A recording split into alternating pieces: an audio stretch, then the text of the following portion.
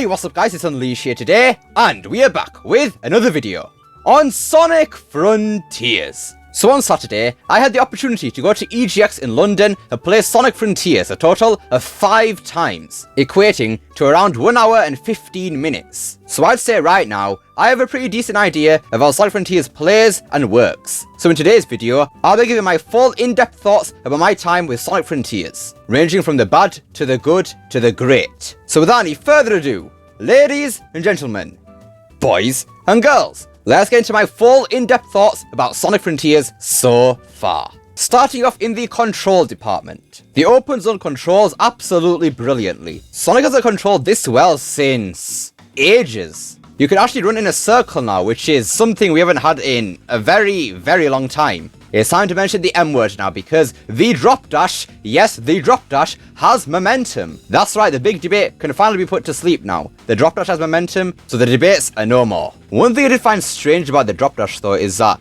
when you're actually rolling with it, you can't really turn with it. It's more of a straight line kind of thing, because when you do actually try to turn with it, Sonic uncurls from a ball and goes back to running, which is really weird. I was hoping you could just roll around like a ball, like everywhere in the open zone, just getting all that momentum, just going really fast, but unfortunately not, which is quite disappointing. Now in terms of the M word with Sonic's running, I didn't really notice anything. There's some in the rails, yes, but with Sonic running, I don't think there's actually any momentum there. I mean, maybe it's because Sonic's actually quite slow, and then when you level him up and then get his speed cap a bit higher, you can actually feel the momentum there. I'm not too sure, but as it stands right now, I didn't notice any momentum with the running, only in the drop dash and the rails. Now in terms of cyberspace control, yeah, it's not looking great. It's just quite stiff, which is really weird because it's the same Sonic from the open zone.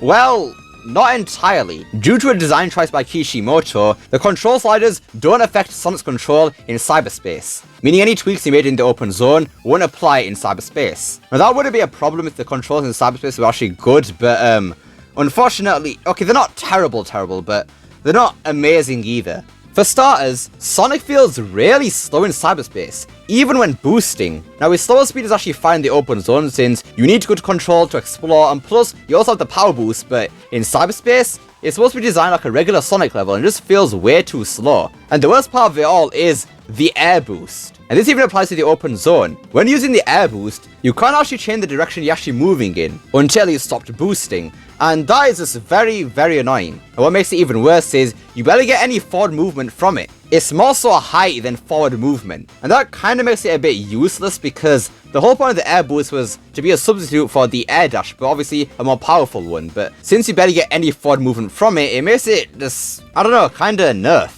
Now it's even worse for Frontiers because we just came off of Forces and that air boost was so overpowered, man, I swear to God. And then turning to Frontiers with such a nerfed air boost is just really, really bizarre. I mean, I guess the Stomp can cancel the air boost and even double jumping can actually move you away from it, but still, it should have been able to move with it and be a lot less clunky. Even turning in cyberspace is a pain, which is once again weird because in the open zone, Sonic turns brilliantly, but in cyberspace, yeah, that is not the case here. Now apparently in cyberspace there is the drift there, but it's only in some designated sections which I didn't actually get to test out, but why can't I just use it all the time because there's no combat here, so there really is no excuse for button mapping either, so why not just let us use it all the time? I don't know. Turning in cyberspace really just feels like Forces, which is definitely not a good thing. Now you can actually drop dash in cyberspace and also roll in 2D, but trying to roll is really, really finicky to pull off since you have to move forward and press a down D-pad at the same time, resulting in some issues in stages. Jumping in cyberspace feels very Forces-y, more so in 3D. 2D jumping is really good actually, being held by the double jump actually being a double jump with some good height. But the jump feels clunky in 3D as you lose too much momentum when doing it, meaning you barely get any mid-air range, especially with how nerfed the air boost is too. Now then, the control sliders in the open zone affect Sonic quite heavily.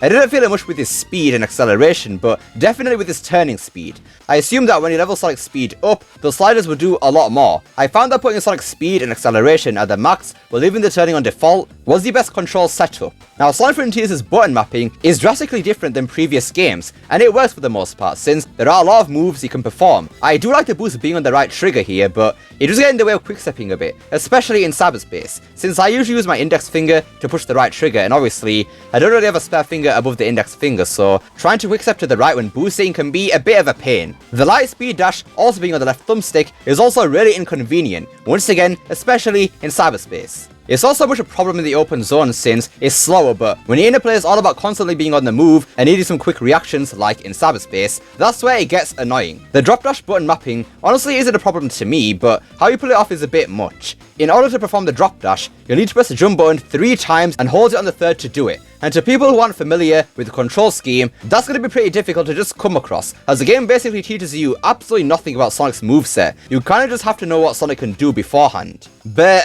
yeah, I think that's about it for the control. So to summarize, open zone, brilliant control, but in cyberspace, it's a bit stiff. Alright then, let's move on to the open zone, the highlight of my playtime with Sonic Frontiers. To start off, platforming.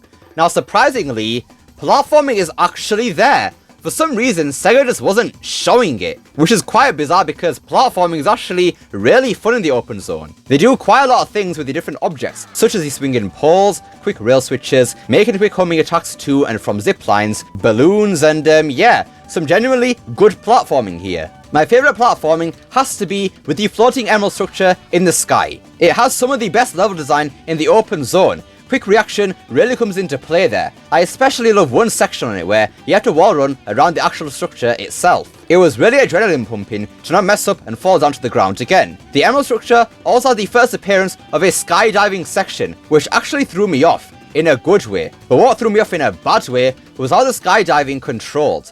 I found it quite difficult to move around with it. It felt quite restrictive with where I could move, and if there are more skydiving sections later on in the game with more obstacles, it could get quite annoying to maneuver through them. Now the puzzles are still pretty basic, I can't lie. Now I did skip most of them because I wanted to focus on other things, but from what I saw from others, they're still really easy. I did do 2 time trials however, but yet again, really easy, even disregarding the fact that I had the power boost. Moving on to combat is where things get absolutely fantastic. We already knew that combat was good, but playing it is even better. I didn't have many moves because it was only the start of the game, but even then, combat was very fluid and oh so satisfying to use. It is button mashy, don't get me wrong, but only if you let it be. Even with a relatively small moveset at the start, you have multiple ways of taking enemies on. You have the parries, dodges, punches and kicks, side looping, even drop dashing straight into enemies too. I really love the variety of abilities here. And even the enemy variety is good too. Firstly, the basic enemies, which are essentially the egg pawns of the game. Not much of a challenge from what I thought, which to be fair, I pretty much skipped every single one of them except for the first batch, and you are forced to fight those, so just bear that in mind. The ninja is a pretty good starting mini-boss, requiring you to use your dodges to avoid getting slashed, and oh my god, getting the perfect time on the parry and then finishing it off with a flurry of punches and kicks is one of the most satisfying things I've ever experienced in a Sonic game, no joke.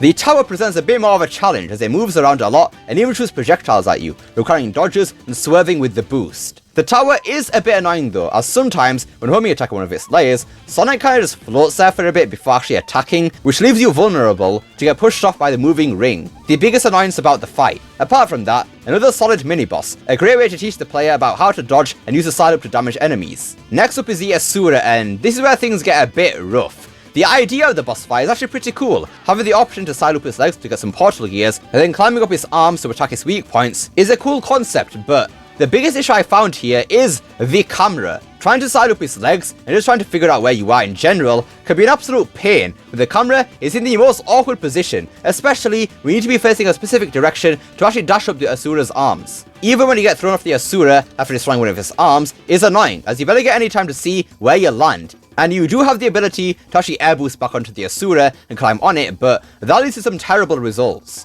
Overall, Asura really isn't that great to fight. I mostly just use it for easy portal gears from the legs to get to cyberspace. The final mini-boss is the squid, and is on the better side of mini-bosses. Now I didn't get to do the entire fight because apparently you can jump off the squid when running on it, but what I did play was really cool. The quick stepping section actually does get a bit difficult with dodging the laser bullets it shoots out, but I do feel like it can drag on slightly too long, as it gets a bit boring with just running and dodging things. Now granted, there is a second section of the boss where the boss turns into a platform, allowing you to land some combos on its head, but I was quick stepping on the squid for what felt like a minute and was even boosting the whole time. I'm pretty sure that if you have the power boost, you can go a lot faster than the squid, but even still, the squid can drag on a little bit. Moving on to the standard enemies, we have the bubble enemy. It's nothing too amazing, just destroy the ball. spheres around it while making sure not to stay too long, or you'll get electrocuted. We next have the shield enemy, requiring you to side loop it to remove its shell before wailing on it. Once again, nothing too amazing, but you do have to be quick to attack before the shield falls back onto the enemy, and you have to remove it again. Next is the banger, an enemy that will chase you and explode after a certain time. The only way to defeat this enemy, besides waiting for it to explode, is parrying it. Something I noticed about the banger is that if you get damaged by its explosion, you actually lost all your rings, compared to losing 20 with the rest of the enemies. Definitely shows that even though the banger is one of the easiest enemies, its attack is still lethal. You can go from 400 rings to 0 in an instant. The last enemy I encountered was a very basic flying enemy that essentially act as electric spinners. You'll need to wait for them to stop giving off electricity before getting a homing attack chain in. Even if the regular enemies aren't as good as the mini bosses, I still like how they're engaging enough for me not to mind fighting them frequently. I can imagine them becoming a lot more fun the harder they get on later islands. What I do like about every single enemy in the open zone, including mini bosses, is that if you don't want to fight one,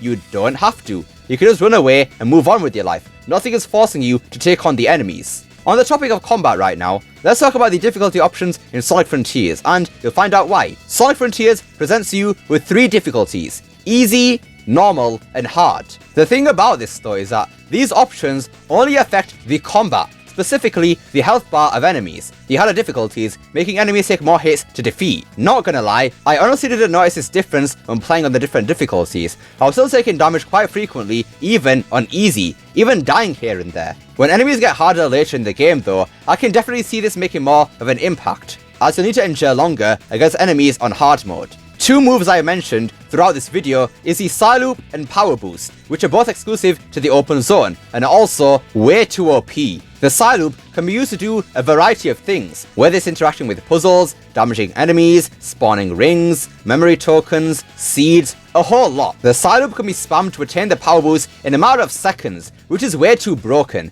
especially with how fast and broken the power boost is. We've already seen the movie reference with the power boost cutscene, and yes, it is ridiculously fast. It honestly makes combat harder when trying to side loop enemies, as you go way too fast to actually control. Both these moves are great additions nevertheless, but I still think that there should be a cap on how many items you can get from the side loop, because I was able to farm them like crazy. Now the final bit of the open zone is Big the Chad. In order to enter his portal to Cyberspace, you need to collect his purple coins, which I use to actually be able to fish with him. Big's voice actor is the same one from Team Sonic Racing, and his model honestly looks pretty good. I could actually see the fur textures on him, which is a nice touch. Big's fishing is honestly just a better Sonic Forces QTE, waiting for a circle to close in and pressing a button at the right time to catch a fish. You can actually aim before casting your reel too, and before you all ask, yes, this fishing works a lot better than Big in SA1. And even though it's essentially a glorified QTE, it's still a lot of fun. One of my favourite things about Big's fishing is when you actually catch a fish, this song from Sonic Adventure plays. And it's just that section of the song. I couldn't tell if it was a remix or not, but regardless, that's a really charming reference. Big doesn't play any part of the story here. He's pretty much thrown in here because why not? And you know what? Because Big the Cat, a character famous for having no explanation for being in many situations, I absolutely love his inclusion here. Great stuff. Right then, it's time for Cyberspace. So, we've already established that the controls are quite stiff, so there's no need to go over that again. I played 5 stages in total, 3 Green Hill stages, 1 Sky Sanctuary, and a city level. All the stages are either fully 3D or fully 2D, no hybrids here. Now this might be a bit surprising here, but I actually had quite a lot of fun in Cyberspace, even with the stiff control. Then again, I am a person who finds some sort of enjoyment in Force's modern Sonic stages, so take that for what you will. Even though the level design here is reused from previous games, with some exceptions, I did actually notice it when playing. And I think it's because they don't really feel the same as the originals, because Sonic controls completely different here. These stages are much better than Force's, due to the main fact that these stages are not automated. You actually have freedom of movement here. There's no invisible walls on the edges of paths, you can actually fall off and die, which I like. And it overall feels a lot less restrictive than Force's. And even when you do have a cinematic moment, it lasts a few seconds and that's it. Really keeping the flow going really nicely. It's just nice to have some boost levels, which actually require some input at all times. We get actual freedom of movement here, which I really like. The red star rings are pathetically easy to get, however, which I guess makes sense since they are one of the missions to unlock a vault key, and if you had to spend ages searching for them, it'd be quite a hassle. The stages aren't really that hard, which is to be expected since it's the first island, but there were some instances of some quick reactions required here and there. but where I can see some difficulty is the ranking system. In the demo I played, the ranking times still were all 99.59, but for the Sky Sanctuary stage, we have actually seen the ranking time from some previous footage, which is 55 seconds for an S rank, and when I played that stage, getting under 55 seconds was no light task. I only managed to get it once over playing that stage 6 times over, barely scraping a time at 54.7 seconds. It's safe to say that for the first Sky Sanctuary stage at least, S ranks won't be a piece of cake, and that makes me more happy for these stages. And that is it for Cyberspace, and wow, I don't think I was really that harsh on it, to be honest with you, but yeah. Right, time for the sound design in Sonic Frontiers. Now in terms of voice acting, I didn't hear much of my time since I skipped most of the cutscenes, but I did hear a couple of lines. Roger actually didn't sound that much different to his previous attempts at Sonic.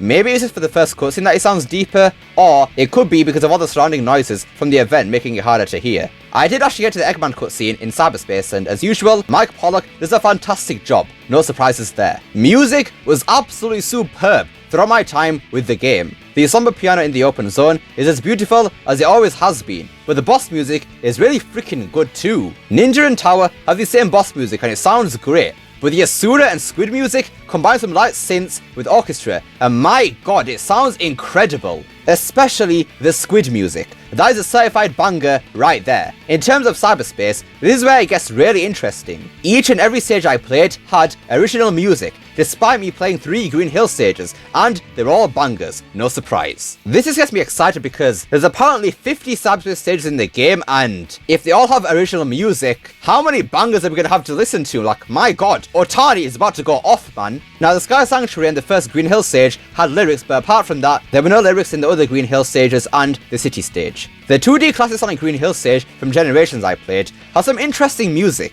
It didn't sound like synths from what I could make out, but instead it sounded quite cheery with what I think were trumpets, and then I know for a fact that I heard some bass guitar in there too. Maybe this is where Johnson Abbey's work comes in, but someone told me on Twitter that Junsory confirmed that he wasn't working the game, so if someone could corroborate that, it would be much appreciated. Big's Fishing has its own original music too, and it's very calming. Really liked what I heard. I think it was some acoustic guitar from what I remember, but don't quote me on that because I didn't listen to it for very long. Right, to end off my thoughts on the game, of course, we have to address the issues with the game. Now, performance for the game was actually pretty good. It ran at a smooth 60 FPS, but sadly, pop-in is still a huge issue with the game. Things pop in right in front of you, exactly like the first gameplay from IGN First we got in June. You know, the thing that people said that would be fixed by the time the game comes out, but clearly it hasn't. As mentioned earlier, rolling in 2D leads to some issues. For example, I managed to pull off the Sonic 06 thing where Sonic was stand on the top of a loop, and Sonic was there for a solid 3 seconds before he fell down. The shields enemy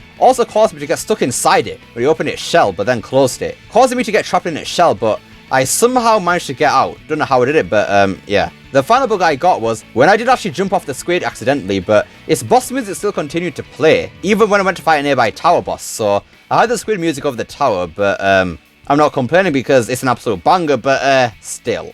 Anyways, that about does it for my full thoughts on Sonic Frontiers as a whole. I am very, very optimistic for Sonic Frontiers. Right now, I'm thinking it's a solid 8 out of 10. Now, in terms of the Boost era games, I think I'll actually put it on the same level as Generations. And I think that Generations is the second best Boost game in the series, so do what you will with that information. Now yes, Frontiers definitely does have some issues. Once again, the controls in Cyberspace are very stiff and very forcey, but the good definitely outweighs the bad. So yeah, that is it for today's video. So what do you guys think of Sonic Frontiers after listening to my thoughts on it so far? Let me know down below. I'd love to see what you guys have to say. I hope you enjoyed this video. Don't forget to like, share, subscribe, especially that last one. Don't forget to become unleashed by pressing that join button down below. And remember, it's not necessary. And I will see you all next time. Peace!